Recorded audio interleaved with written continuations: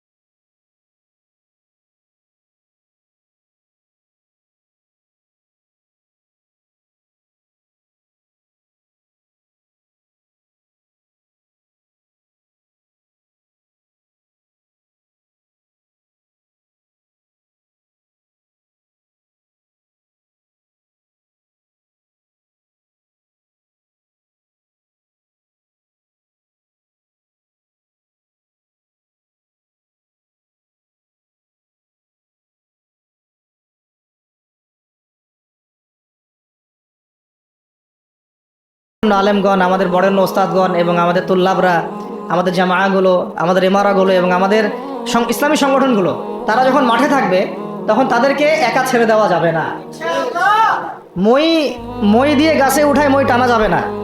শাপলা চত্বরে এই কাজটা করছেন আপনারা, কিন্তু শাপলাতে কিন্তু এই কাজটা হয়েছে। ওখানে কিন্তু এতগুলো ভাইয়ের ওখানে শহীদ হওয়ার কথা ছিল না, এত সহজ ছিল না বিষয়টা। কিন্তু কিছু ভাই ছিল ওখানে আমাদের সাথে প্রতারণা করেছে, মই দিয়ে আমাদের কিন্তু মই টেনে নিছে, আমাদেরকে উপরে উঠাই দিছে। এরপর থেকে তো কত জেল, কত জুলুম, কত মামলা মোকদ্দমা, কত গুম হয়ে গেল শাপলার পর থেকে, হিসাব করেন তো।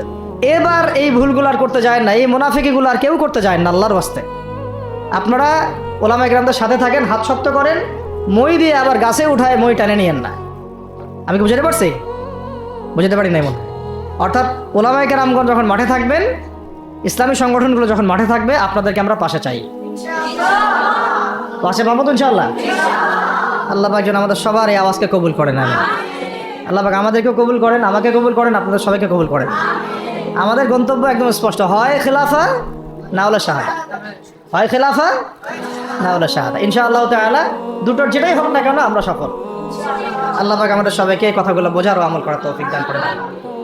أقول قولي هذا أستغفر الله لي ولكم ولسائر المسلمين. بارك الله لنا ولكم بالآية الحكيم. إنه تعالى جواد كريم والرؤوف الرحيم.